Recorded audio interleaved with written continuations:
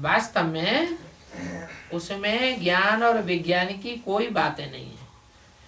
वो तो सिर्फ नाम मात्र है, गवर्नमेंट का बनाया हुआ ज्ञान विज्ञान भवन, जहाँ अनेक भाषाओं में लेक्चर होते रहते हैं।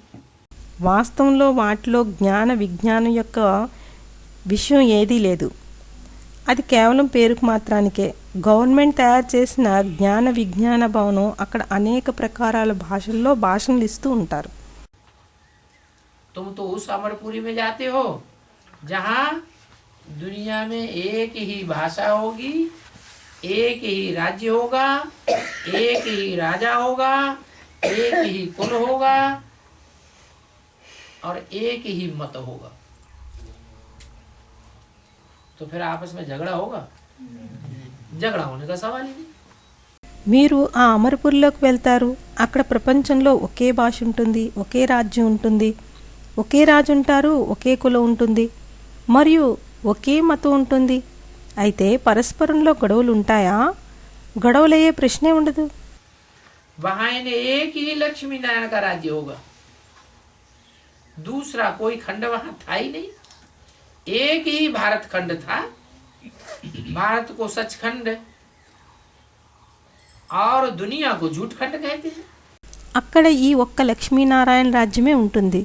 రెండో ఏ ఖండము ఏది ఉండనే ఉండదు. ఒక్క భారత ఖండమే ఉండేది.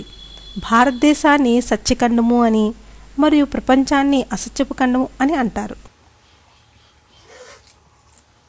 ये भारत भी झूठ खंड बन जाता है। ये भारत फिर भी अविनाशी खंड है। झूठ खंड बनता है तो भी इसका विनाश नहीं होता। ఈ భారతదేశం కూడా అసత్యపు ఖండంగా అయిపోతుంది. అయినా కూడా ఈ భారతదేశం తిరిగి అవినాశీ ఖండం, అసత్యపు ఖండంగా అయినా కూడా దీని వినాశనం అవ్వదు. और सचखंड है तब तो है ही अविनाशी।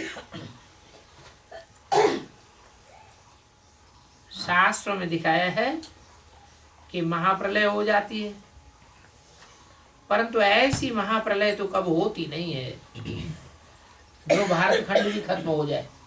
మరియు సత్యఖండం కనుకనే కదా అవినాశి. శాస్త్రాల్లో చూపించారేమంటే మహాప్రళయం అవుతుంది అని. కానీ అలాంటి మహాప్రళయం ఎప్పుడూ అవదు భారతఖండం సమాప్తి అయ్యే విధంగా. क्या भारत खंड तो सदैव रहता ही है। हाँ, कभी छोटा रूप है और कभी बड़ा रूप हो जाता है। ఏమిటి? భారతఖండం ఎల్లప్పుడూ ఉండనే ఉంటుంది. అవును, అప్పుడప్పుడు చిన్న రూపంలో ఉంటుంది మరియు అప్పుడప్పుడు పెద్ద రూపం అయిపోతుంది. बाकी सभी खंड विनाश को पाते हैं, चाहे वो अमेरिका हो, अफ्रीका हो, यूरोप हो, ऑस्ट्रेलिया हो, ये सब समुद्र में डूब जावेंगे, समाये जावेंगे। इसके लिए तैयारियां भी देख रहे हैं। మిగిలింది మొత్తం అన్ని ఖండాలు వినాశనాన్ని పొందుతాయి. అవి అమెరికా అయినా, ఆఫ్రికా అయినా, యూరోప్ అయినా, ఆస్ట్రేలియా అయినా అవన్నీ సముద్రంలో మునిగిపోతాయి, ఇమిడిపోతాయి. దీనికోసం తయారీలు కూడా చూస్తూ ఉన్నారు. क्या तैयारियां हो रही हैं? एटम बम बना के रख लिए हैं। कहते हैं शंकर द्वारा विनाश होता है, तो शंकर के नाम के साथ साथ क्या लगाते हैं? हर हर बम बम। ఏమిటి తయారీలు అవుతున్నాయి? యాటమ్ బాంబులు తయారు చేసి ఉంచారు అంటారు. శంకర్ ద్వారా వినాశనం అవుతుంది అని. అయితే శంకర్ పేరు తోడుతోడులో ఏమిటి పెడతారు?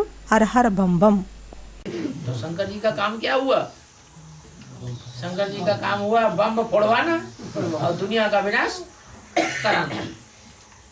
फिर एक ही भारत खंड रह जाता है, सच खंड रह जाता है, बाकी झूठ खंड का विनाश हो जाता है। అయితే శంకర్ పని ఏమిటైంది? శంకర్ గారి పని ఉంది బాంబులను పేల్పించటం మరియు ప్రపంచపు వినాశనం చేయించటం. తిరిగి ఒక్క భారతఖండమే మిగిలిపోతుంది, సత్యఖండం మిగిలిపోతుంది మరియు మిగిలిన అసత్యపు ఖండానికి వినాశనం అయిపోతుంది. तो देखो भारत खंड जो सच खंड है, जिसका कभी विनाश नहीं होता है, उस खंड में ही भगवान बाप आते हैं। बाकी सभी खंड विनाश को पाते हैं और खंडों में भगवान बाप नहीं आते। అయితే చూడండి, భారతఖండం ఏదైతే సత్యఖండమో దానికి ఎప్పుడు వినాశనం అవ్వదో ఆ ఖండంలోనే భగవంతుడైన తండ్రి వస్తారు. మిగిలిన అన్ని ఖండాలు వినాశనం అయిపోతాయి. మిగిలిన ఖండాల్లో భగవంతుడి తండ్రి రారు.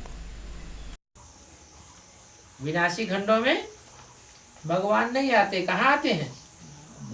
एक सचखंड भारत खंड में आते हैं. तो भारत खंड कब विनाश को नहीं पाता है. बाकी हाँ, तमो प्रधान झूठ खंड बन जाता है.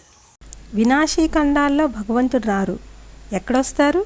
ఒకే సత్యఖండమైన భారత ఖండంలోనే వస్తారు. భారత ఖండం ఎన్నడూ వినాశనాన్ని పొందదు. మిగిలింది అవును తమో ప్రధాన అసత్యపు ఖండంగా అవుతుంది.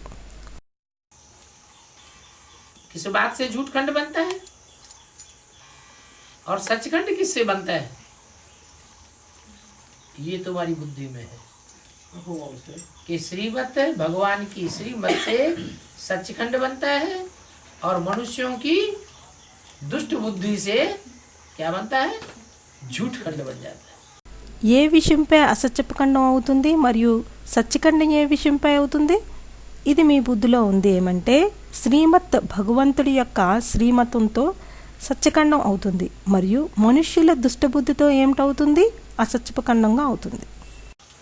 शास्त्रों की मत पर चलने से क्या बनता है? ये भारत खंड झूठ खंड बन जाता है और भगवान की मत पर चलने से सच खंड बन जाता है. శాస్త్రాల మతం మీద నడిస్తే ఏమిటవుతుంది? ఈ భారత ఖండం అసత్యపు ఖండంగా అయిపోతుంది మరియు భగవంతుని మతం మీద నడిస్తే సత్యఖండం అవుతుంది.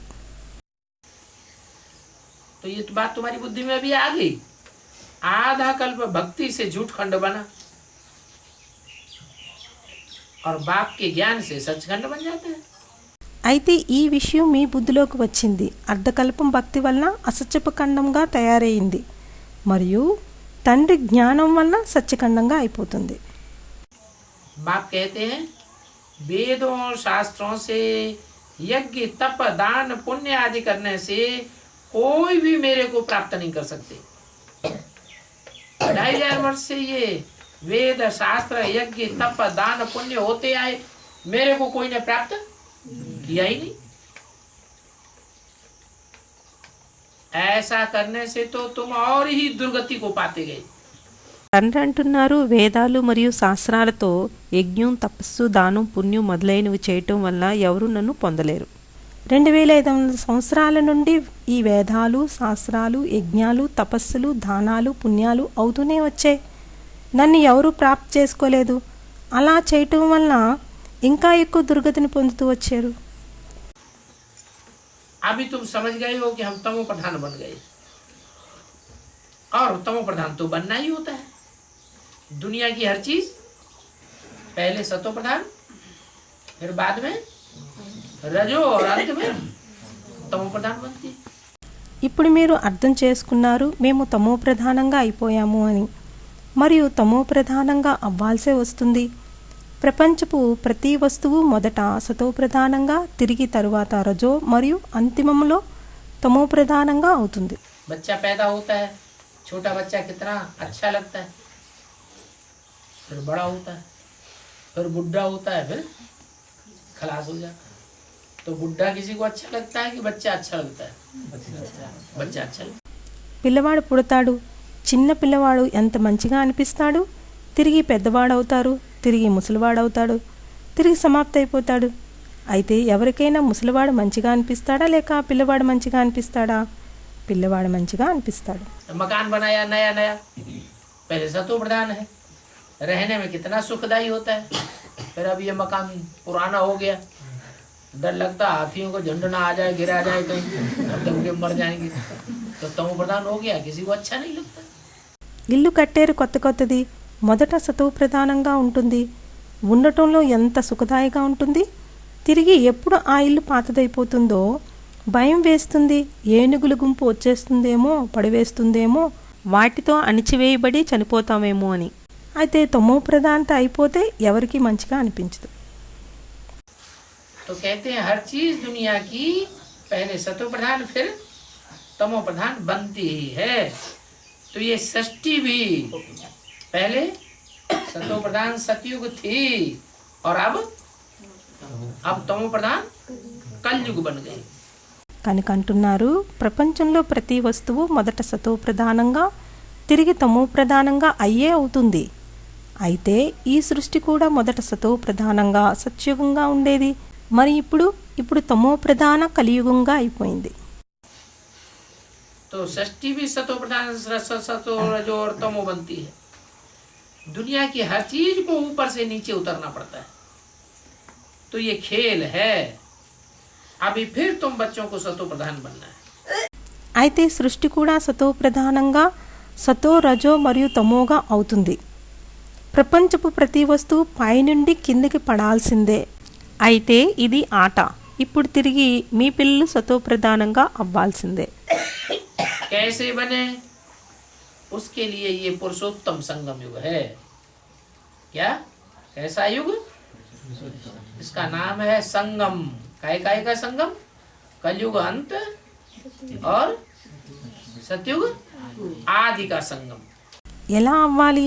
దానికోసం ఈ పురుషోత్తమ సంగమ యుగం ఉంది. ఏమిటి? ఎలాంటి యుగం? దీని పేరుంది సంగమం. దేనికి సంగమం? కలియుగం అంతిమం మరియు సత్యుగం ఆది యొక్క సంగమం. जहाँ पुरुषों में अर्थात आत्माओं के बीच में उत्तम पार्ट बजाने वाली आत्माएं कौन कौन हैं, वो सब प्रत्यक्ष हो जाता है. उत्तम आत्माएं याद की जाती है ना, स्मरण करते हैं ना. ఎక్కడ పురుషుల్లో అంటే అర్థం ఆత్మల మధ్యన ఉత్తమ పాత్ర చేసే ఆత్మలు ఎవరెవరో వారందరూ ప్రత్యక్షమైపోతారు. ఉత్తమ ఆత్మలను యాద్ చేయడం అవుతుంది కదా, స్మరణ చేస్తారు కదా. सिमरण करते हैं कि नहीं करते हैं? नहीं करते. किस रूप में? माला के सिमरण करते हैं कि लोग नहीं करते हैं? हिंदुओं में भी माला सिमरते हैं कि नहीं सिमरते हैं? मुसलमानों में भी माला घुमाते हैं, क्रिश्चियंस में भी माला घुमाते हैं, सिखों में भी माला घुमाते हैं. జపం చేస్తారా చెయ్యరా? ఎవరో ఏదో అన్నారు చెయ్యరా, ఎవరో అన్నారు చేస్తారు అని. ఏ రూపంలో? జనులు మాలని జపిస్తారా లేక జపించరా? హిందువుల్లో కూడా మాలని జపిస్తారా లేక జపించరా? ముసల్మాన్లో కూడా మాలని జపిస్తారు, క్రిస్టియన్లో కూడా మాలని జపిస్తారు, సిక్కుల్లో కూడా మాలని జపిస్తారు. वो किसको स्मरण करते हैं? ये गोल आत्मा रूपी दानों को याद करते हैं. कौन श्रेष्ठ आत्माएं हैं इस दुनिया में? तो सिख धर्म वाले अपने धर्म की माला, अपने धर्म की आत्माओं को याद करते हैं. क्रिश्चियन धर्म वाले अपने धर्म की अच्छी आत्माओं को याद करते हैं. मुसलमान अपने धर्म की अच्छी आत्माओं को याद करते हैं. వారు ఎవరిని జపిస్తారు? ఈ గుండ్రని ఆత్మారూపీ పూసల్ని యాద్ చేస్తారు. ఈ ప్రపంచంలో ఎవరు శ్రేష్ఠ ఆత్మలు అని. అయితే సిక్కు ధర్మపు వాళ్ళు వారి ధర్మం యొక్క మాల్ని, వారి ధర్మం యొక్క ఆత్మల్ని యాద్ చేస్తారు. క్రిస్టియన్ ధర్మపు వాళ్ళు వారి ధర్మం యొక్క మంచి ఆత్మల్ని యాద్ చేస్తారు. ముసల్మాన్లు వారి ధర్మం యొక్క మంచి ఆత్మల్ని యాద్ చేస్తారు. और हिंदुस्तान में हिंदू लोग अपने धर्म में जो श्रेष्ठ हुए हैं उनको याद करते हैं. तो हर धर्म में श्रेष्ठ आत्माओं का सुमिरण होता है, स्मरण होता है. उन श्रेष्ठ आत्माओं को श्रेष्ठ किसने तो बनाया होगा जो दुनिया आज याद कर रही है. మరి హిందువుల్లో తమ ధర్మంలో ఎవరు శ్రేష్ఠులు అయ్యారో వారిని యాద్ చేస్తారు. అయితే ప్రతి ధర్మంలో శ్రేష్ఠ ఆత్మలకి జపం అవుతుంది, స్మరణ అవుతుంది. ఆ శ్రేష్ఠ ఆత్మలకి శ్రేష్టంగా ఎవరో తయారు చేసి ఉండొచ్చు. ఈ రోజు ప్రపంచం యాద్ చేస్తూ ఉన్నది. हर धर्म में उन आत्माओं को याद किया जाता है. किसने बनाया उनको श्रेष्ठ? भगवान ही श्रेष्ठ है, जो आकर के श्रेष्ठ देवता बनाता है. ప్రతి ధర్మంలో ఆ ఆత్మల్ని యాద్ చేయడం జరుగుతుంది. ఎవరు తయారు చేశారు వారిని శ్రేష్టంగా? భగవంతుడే శ్రేష్ఠాతి శ్రేష్ఠుడు. ఆయనే వచ్చి శ్రేష్ఠాతి శ్రేష్ఠ దేవతలుగా చేస్తారు. तो देखो दुनिया की हर चीज नीचे उतरती है. अभी तुम संगम युग पर नीचे से ऊंच बन रहे हो.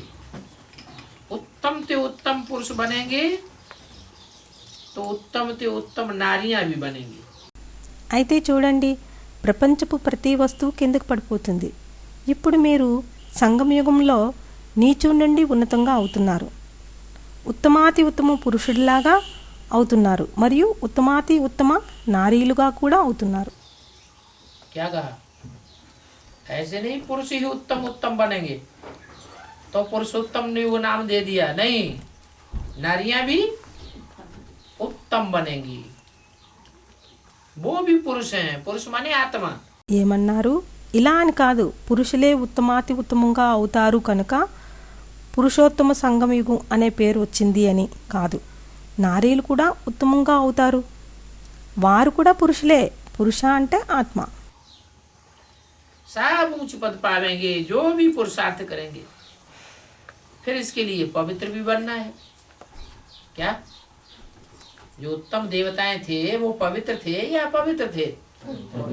पवित्र थे. అందరూ ఉన్నత పదవి పొందుతారు.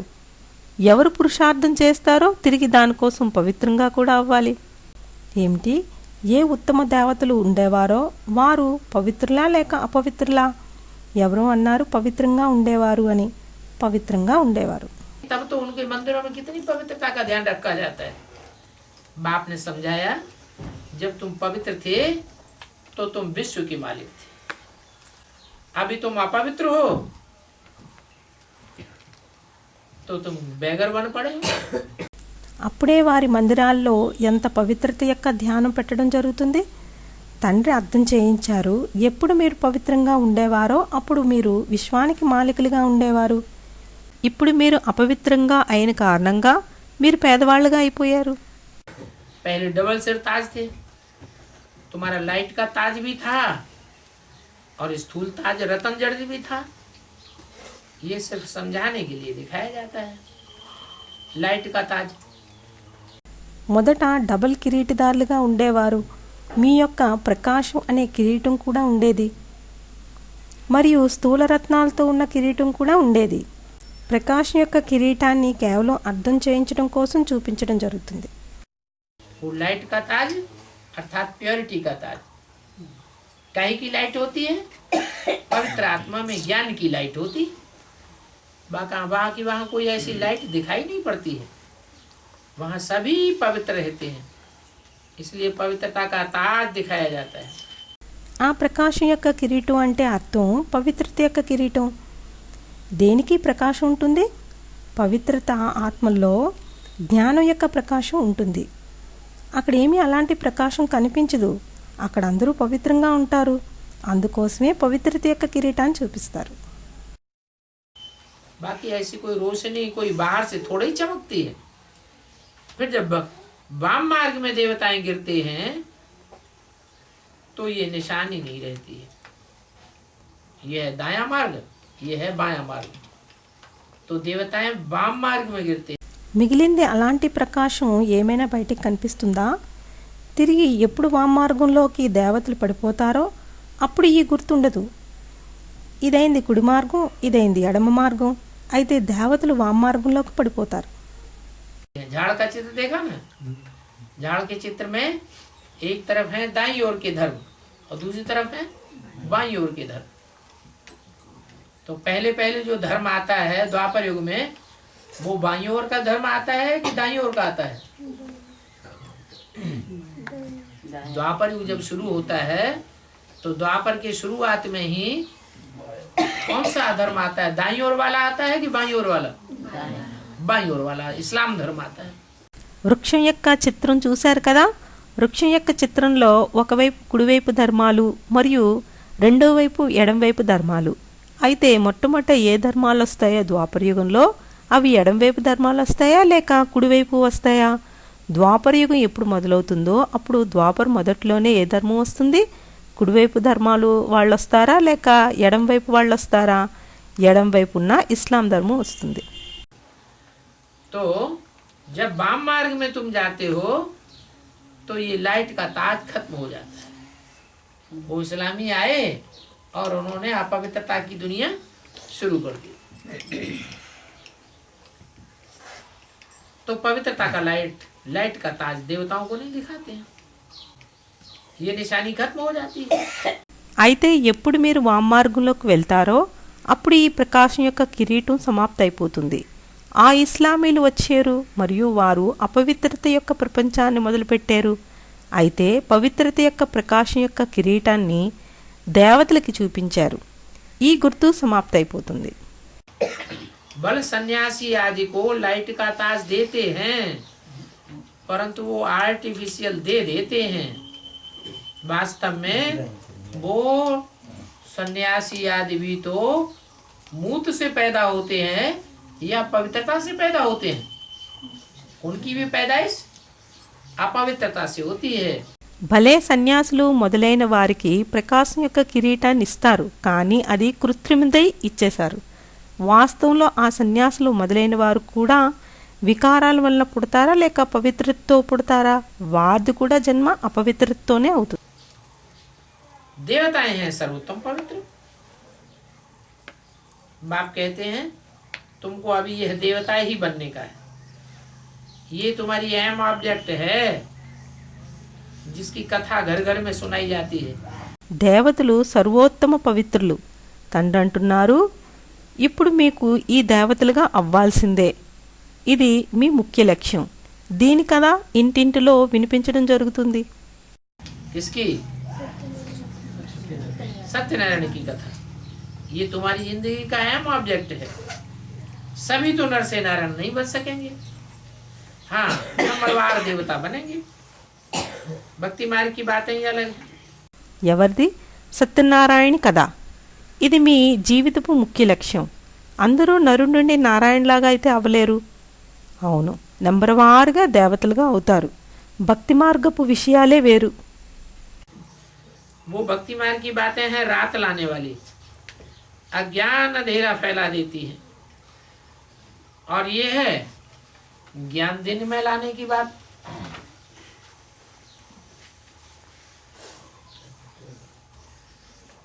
ज्ञान दिन होता ही है स्वर्ग में.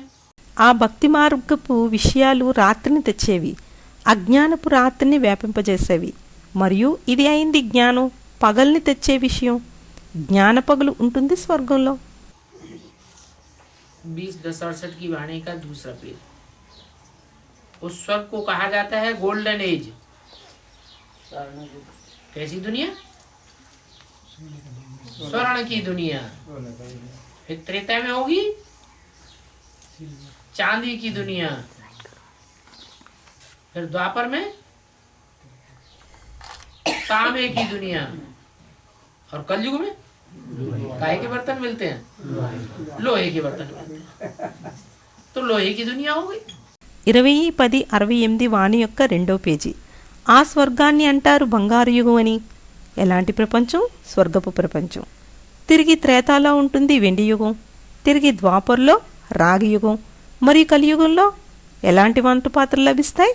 లోహపు వంట పాత్రలు లభిస్తాయి. కనుక లోహపు ప్రపంచం అయిపోయింది. अभी आयरन एज दुनिया है, लोहे की दुनिया है. आत्मा आयरन एज बनती है तो सब कुछ आयरन आयरन का ही मिलता है. हर चीज लोहे लोहे की मिलती है. जेवर भी आयरन एज बन जाते हैं. आजकल जो जेवर पहन रहे हैं वो भी स्टील के बने बनाए, आयरन के बने हुए जेवर. असली जेवर सोने चांदी के देखने को मिलते ही नहीं. ఇప్పుడు ఐరన్ ఏజ్ ప్రపంచం లోహపు ప్రపంచంగా ఉంది. ఆత్మ ఇనుపు యుగానిదిగా అయినప్పుడు అన్ని ఇనుపువే లభిస్తాయి. అన్ని వస్తువులు లోహానివే లభిస్తాయి. నగలు కూడా లోహానివే అయిపోయాయి. ఈ రోజుల్లో ఏ నగలు వేసుకుంటున్నారో అవి కూడా స్టీల్వే అయిపోయాయి. ఐరన్తో తయారయ్యే నగలు, అసలైన నగలు బంగారానివి వెండివి చూడటానికి కూడా కనిపించడం లేదు. अगर पहनेंगे भी तो चोर लुटेरे आकर के और गला काट देंगे. गाते भी हैं मुझ निर्गुण हारे में कोई गुण नहीं, रहम दिल तो बाप को ही कहा जाता है. ఒకవేళ వేసుకున్న దొంగలు గజ్జి దొంగలు వచ్చి గొంతు కట్ చేసేస్తారు. గాయనం కూడా ఉంది, నిర్గుణుడైన నాలో ఏ గుణాలు లేవు అని. దయాహృదయుడు అని తండ్రికే అంటారు. बाप ही नॉलेजफुल है, वो ही ब्लिसफुल है, प्योरिटी में भी फुल है. उनको कहा जाता है एवर प्योर. తండ్రి జ్ఞానంతో నిండినవారు, వారే పరమానందం కలిగిన వారు, పవిత్రతో కూడా పూర్తిగా నిండినవారు. వారినే అంటారు నిత్య పావనుడు అని. वो इस दुनिया में अपवित्र दुनिया में आते हैं, अपवित्र तन में आते हैं, तो भी अपवित्र देश में आते हैं, तो भी पवित्र बन करके रहते हैं या अपवित्र बनते हैं, तो भी वो वर पे और बाप शिव पवित्र ही बन करके रहता है.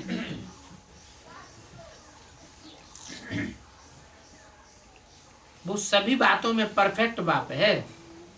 వారు ఈ ప్రపంచంలో అపవిత్ర ప్రపంచంలోకి వస్తారు, అపవిత్ర తనులోకి వస్తారు, అపవిత్రత దేశంలోకి వస్తారు. అయినా కూడా పవిత్రమై ఉంటారా లేక అపవిత్రం అవుతారా? అయినా కూడా వారు నిత్యం పావనుడైన తండ్రి శివుడు పవిత్రంగా అయ్యే ఉంటారు. ఆయన అన్ని విషయాల్లో సంపూర్ణమైన తండ్రి. प्योरिटी में भी फुल है, नॉलेज में भी फुल है, शांति में भी फुल है और सुख में भी फुल है. सुप्रीम कहा जाता है ना, और कोई भी आत्मा को सुप्रीम नहीं कहेंगे. పవిత్రతతోనూ నిండుంటారు, జ్ఞానంతోనూ నిండుంటారు, శాంతిలోనూ కూడా నిండుంటారు, మరియు సుఖంలో కూడా నిండుంటారు.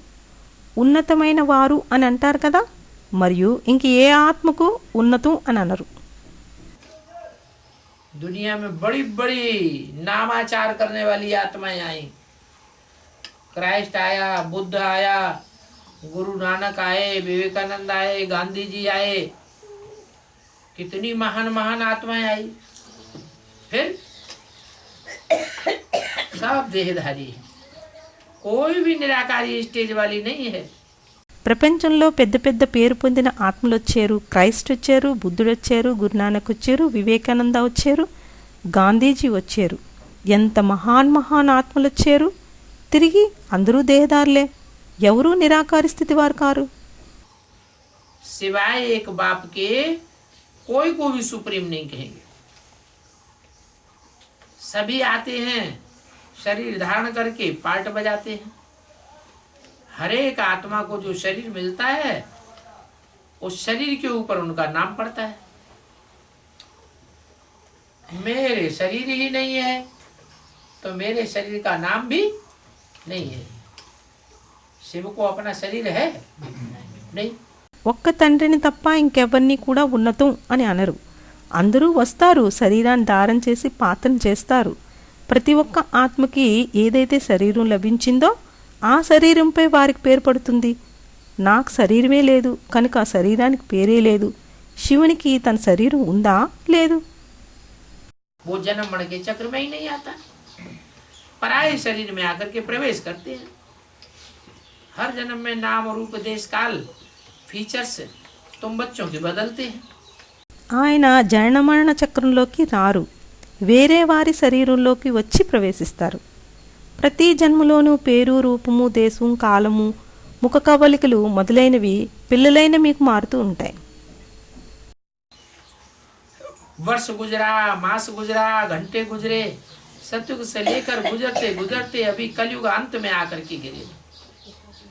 अभी तुम बच्चों को स्मृति आई है कैसे हम सतो प्रधान से उतरते उतरते आकर के तमो प्रधान पतित बन जाते हैं. సంవత్సరం గడిచింది, నెల గడిచింది, గంటలు వెళ్ళిపోయాయి. సత్యుగం నుండి తీసుకొని కాలం గడుస్తూ గడుస్తూ ఇప్పుడు కలియుగం అంతంలోకి వచ్చి పడ్డారు. ఇప్పుడు పిల్లలైన మీకు స్మృతి వచ్చింది ఎలా మనం సతోప్రధానం నుండి దిగుతూ దిగుతూ వచ్చి తమో ప్రధాన పతితంగా అయిపోయాము అని. अभी हमारे 84 जन्म पूरे हुए, अभी फिर हम पहले नंबर में जाते हैं. वर्ल्ड की हिस्ट्री ज्योग्राफी रिपीट होती है. वो सत्य की हिस्ट्री ज्योग्राफी उसको भी रिपीट कहा जाता है. कलयुग की तो अभी चल ही रही है. ఇప్పుడు మనకి 84 జన్మలు పూర్తి అయిపోయాయి. ఇప్పుడు తిరిగి మనం మొదటి నంబర్లోకి వెళ్తాం.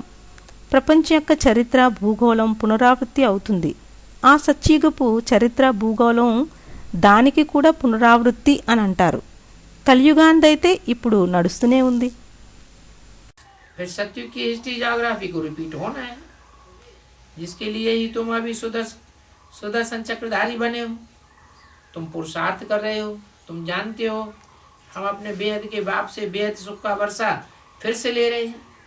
తిరిగి సత్యుగపు చరిత్ర భూగోళం పునరావృత్తి అవ్వాల్సి ఉంది. దీనికోసమే మీరు ఇప్పుడు స్వదర్శన చక్రధారులుగా అయ్యారు. మీరు పురుషార్థం చేస్తూ ఉన్నారు. మీకు తెలుసు మేము బేహద్దు తండ్రి నుండి బేహద్దు సుఖం యొక్క వారసత్వం తిరిగి తీసుకుంటున్నామని. ये 84 का चक्र बुद्धि में तुम बच्चों को याद करना चाहिए कि कैसे कैसे हमने सतयुग में थोड़े जन्म लिए. कितने जन्म सतयुग में कितने जन्म लिए मनुष्यों ने? 8 जन्म. ఈ 84ల చక్రం బుద్ధిలో పిల్లలైన మీకు యాద్ చేయాల్సి ఉంది. ఏమనగా ఎలా ఎలా మేము సత్యుగంలో తక్కువ జన్మలు తీసుకున్నాము, ఎన్ని జన్మలు తీసుకున్నాము అని. సత్యుగంలో ఎన్ని జన్మలు తీసుకున్నారు మనుషులు? ఎవరు అన్నారు 8 జన్మలని? 8 జన్మలు. त्रेता में 12 जन्म, द्वापर में उन दोनों युगों में जितने उतने सिर्फ द्वापर में कितने 21 जन्म द्वापर में. త్రేతాలో ఎవరు అన్నారు 12 జన్మలు అని? 12 జన్మలు. ద్వాపరలో ఆ 2 యుగాల్లో ఎన్నో అన్నే కేవలం ద్వాపరలో ఎన్ని ఎవరో అన్నారు 21 అని. 21 జన్మలు ద్వాపర యుగంలో. और कलयुग में द्वापर से भी 2 गुने. ये जन्म क्यों बढ़ते जाते हैं? क्योंकि आयु कम होती जाती है तो जन्म बढ़ते जाते हैं. तो देखो ये सारी बातें बुद्धि में याद रखने की हैं. बाप से हमने ये सत्य की राज्य अनेक बार लिया है. మరియు ఈ కలియుగంలో ద్వాపరం కన్నా 2 రెట్లు ఈ జన్మలు ఎందుకు పెరుగుతూ వచ్చాయి? ఎందుకనగా ఆయుష్ తగ్గుతూ ఉంటుంది కనుక జన్మలు పెరుగుతాయి. అయితే చూడండి, ఈ మొత్తం విషయాలు బుద్ధిలో యాద పెట్టుకోవలసినవి. తండ్రి నుండి మనం ఈ సత్యుగి రాజ్యం అనేకసార్లు తీసుకున్నామని. वंडर ऑफ द वर्ल्ड वो नई दुनिया है जो बाप बनाते हैं स्वर्ग से. ये है ऊंचे से ऊंचा दुनिया का वंडर ऑफ द वर्ल्ड. वो तो मनुष्यों के बनाए हुए वंडर हैं जो लोग देखने के लिए जाते हैं. అద్భుతమైన ప్రపంచం, ఆ కొత్త ప్రపంచం తండ్రే తయారు చేస్తారు స్వర్గాన్ని. ఇది అయింది ఉన్నతాతి ఉన్నతమైన ప్రపంచం యొక్క అద్భుతమైన ప్రపంచం.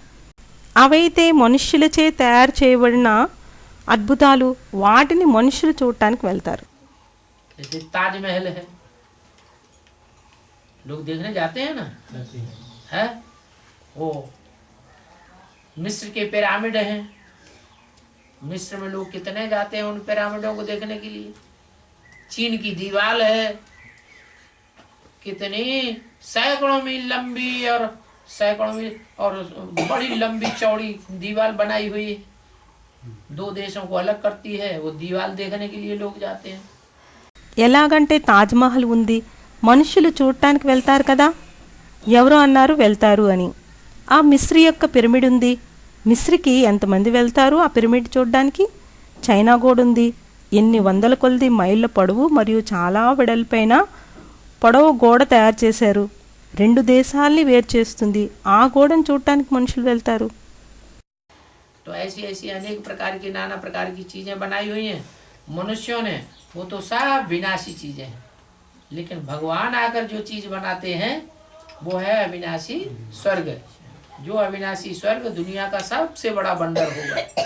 అయితే అలా అలా అనేక ప్రకారాల నానా ప్రకారాల వస్తువులు తయారు చేస్తారు మనుషులు. అవైతే వినాశీ వస్తువులు. కానీ భగవంతుడు వచ్చి ఏ వస్తువు తయారు చేస్తారో అది అవినాశీ స్వర్గం. ఆ అవినాశీ స్వర్గం ప్రపంచం యొక్క అన్నిటికన్నా పెద్ద అద్భుతం అవుతుంది. उस वंडर को दुनिया के सब लालायत होंगे देखने के लिए. तो ये बुद्धि में याद रहना चाहिए कि हमने ये सत्युगी राज्य जो बाप ने स्थापन किया वो अनेक बार लिया है. ఆ అద్భుతాన్ని ప్రపంచం వారందరూ ఉవ్విర్లాడుతూ ఉంటారు చూడటానికి. అయితే ఇది బుద్ధిలో గుర్తుంచుకోవాలి, మనం ఏ సత్యుగి రాజ్యాన్ని ఏదైతే తండ్రి స్థాపన చేశారో దాన్ని అనేకసార్లు తీసుకున్నాము అని. जैसे ये ताजमहल है, ऐसे माया के 7 वंडर्स हैं. वो माया भी मनुष्यों ने बनाई है. बाप का वंडर तो एक ही है, जिसको स्वर्ग पैराडाइज कहा जाता है। ఎలాగైతే ఈ తాజ్మహల్ ఉందో అలాగే మాయా యొక్క 7 అద్భుతాలు ఉన్నాయి. అవి మాయావి మనుషులు తయారు చేశారు. తండ్రి యొక్క అద్భుతం అయితే ఒకటే, దాన్ని స్వర్గం ప్యారడైజ్ అని అంటారు. यहाँ के वंडर्स में क्या रखा है? धक्के खाते रहते हैं, सुख तो मिलता नहीं। जो बाप वंडर बनाते हैं स्वर्ग, उसमें तो देखो सुख ही सुख है। ఇక్కడ అద్భుతాల్లో ఏమిటి పెట్టారు? దెబ్బలు తింటూ ఉంటారు, సుఖమే లభించదు. ఏదైతే తండ్రి అద్భుతాన్ని తయారు చేశారో స్వర్గం ఉందో అందులో చూడండి సుఖమే సుఖం ఉంటుంది. ये वंडर्स तो मनुष्यों ने बैठकर बनाए हैं। जैसे चीन की दीवार कहते हैं, कितनी मेहनत करके इतनी लंबी चौड़ी दीवार बनाई होगी, मनुष्यों को मालूम ही नहीं है।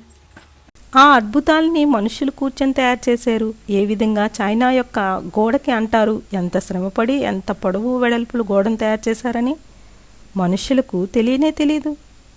वंडर ऑफ द वर्ल्ड सचमुच ये आबू का दिलवाड़ा मंदिर है,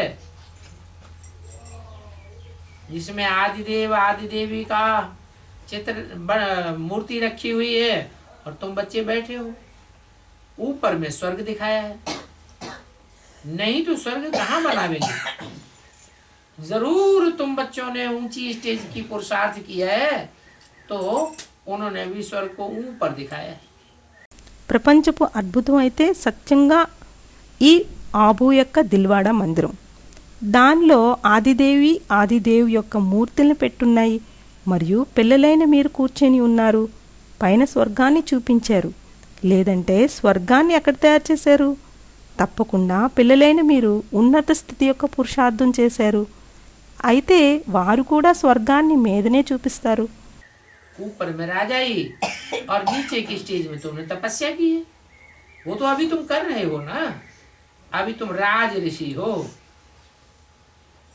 वो सन्यासी तो हैं हठयोग ऋषि। ऋषि पवित्र को कहा जाता है, पवित्रता तो जरूर चाहिए। పైన రాజాయి మరియు కింద స్థితిలో మీరు తపస్సు చేశారు. అదైతే మీరు ఇప్పుడు చేస్తున్నారు కదా. ఇప్పుడు మీరు రాజఋషులు, ఆ సన్యాసులైతే హఠయోగి ఋషులు. ఋషి అని పవిత్రతకే అంటారు. పవిత్రత తప్పనిసరిగా కావాలి. एक बार तुमने संपूर्ण पवित्रता धारण कर ली तो तुम आधा कल्प के लिए पवित्र ही रहेंगे। ऐसे नहीं फिर बिख से तुम जन्म लेकर के पवित्र बनेंगे, नहीं। ఒకసారి మీరు సంపూర్ణ పవిత్రతను ధారణ చేస్తే మీరు అర్ధకల్పం కోసం పవిత్రతగానే ఉంటారు. ఇలా అని కాదు తిరిగి విషంతో మీరు జన్మ తీసుకొని పవిత్రం అవుతారని కాదు. जैसे सन्यासी बनते हैं, बिख से जन्म लेते हैं, फिर बाद में पवित्र बनने का पुरुषार्थ करते हैं, ऐसे तुमको नहीं बनना है। ఎలాగైతే సన్యాసులు అవుతారో విషంతో జన్మ తీసుకుంటారు, తిరిగి తరువాత పవిత్రంగా అవటానికి పురుషార్థం చేస్తారు. అలా మీరు అవరాదు. श्री कृष्ण को महात्मा कहते हैं, परंतु वो तो एवर महात्मा है, वो कोई अपवित्रता से जन्म नहीं लेता है। ये सन्यासी लोग तो फिर भी विकार से जन्म लेते हैं, फिर बाद में बड़े होकर महात्मा बनते हैं। इन बातों को मनुष्य नहीं जानते। శ్రీకృష్ణుడికి మహాత్మా అని అంటారు, కానీ వారైతే ఎల్లప్పుడూ మహాత్మే. వారేమీ అపవిత్రతతో జన్మ తీసుకోరు. ఈ సన్యాసులైతే తిరిగి వికారాలతో జన్మ తీసుకుంటారు. తిరిగి తర్వాత పెద్దవారే మహాత్ములవుతారు. ఈ విషయాల గురించి మనుషులకు తెలీదు.